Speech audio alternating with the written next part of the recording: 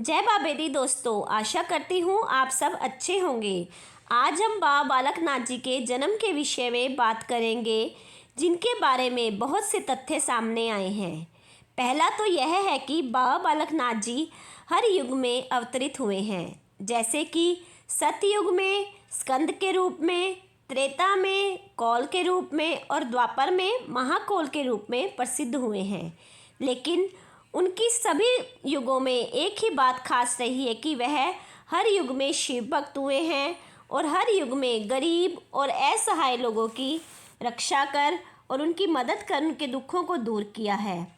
बात करें कलयुग के अवतार बाबा बालक नाथ जी के जन्म की का एक तथ्य और भी सामने आया है। वह यह है कि बाबा बालक नाथ जी को शुकदेव मुनि के जन्म के समय सारे संसार में 9 नाथ, 84 सिद्ध और 52 वीर पैदा हुए।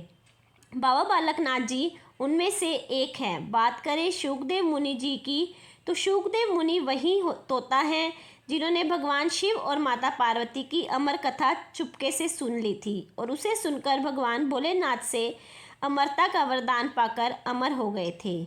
शुकदेव मुनि के जन्म समय सिद्ध श्री बाबा बालक नाथ जी का जन्म विष्णु शर्मा जी के गृह में माता लक्ष्मी के गर्भ से गौड़ ब्राह्मण परिवार में गुजरात के जूनागढ़ स्थान पर हुआ था।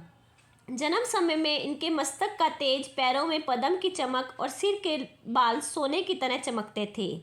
इनका सुंदर मनमोहक रूप देखकर दिल बड़ा प्रसन्न होता था। माता पिता की इकलौती संतान होने के कारण माता पिता के चेहरे से खुशी हमेशा छलकती रहती थी और वह फूले नहीं समाते थे। पिता विष्णु शर्मा जी ने जन्म कुंडली दिखाने के लिए अच्छे से अच्छे विद्वान और ज्योतिषियों को बुलवाया।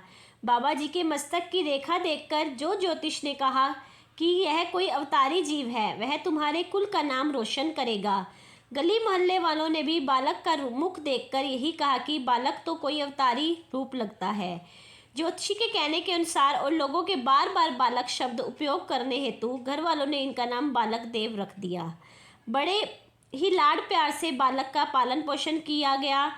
कुछ समय बाद पढ़ने के लिए पाठशाला भेज दिया गया, लेकिन बालक देव का किसी भी कार्य में मन नहीं लगता था, केवल वह प्रभु बंदगी में ही लगे रहते थे। जब घर वालों ने उनका यह हाल देखा तो उनका विवाह करने का निर्णय लिया। जब बालक देव को उनको यह पता चला कि घर वाले मेरा विवाह करना चाहते हैं, तो उनके मन में आया कि मेरी असली बंदगी तो ख़त्म ही हो जाएगी और मैं जिस मंजिल तक पहुंचना चाहता हूं वहां पर नहीं पहुंच पाऊंगा। इसीलिए उन्होंने सूर्योदय होने से पहले ही बालक देव ने अपने घर में अपने माता पिता के चरण को स्पर्श कर अपने घर को त्याग दिया और जंगल की तरफ चल पड़े। जंगल की तरफ चलते चलते वह वृंदावन पहुंच गए। एक ग्वाले की गाय चराने लग गए। वहीं उन्हें गुरु दत्तात्रेय जी से मिले। गुरु दत्तात्रेय जी से ही उन्होंने प्रभु बंदगी और अपनी भक्ति के लिए मार्ग ढूंढे।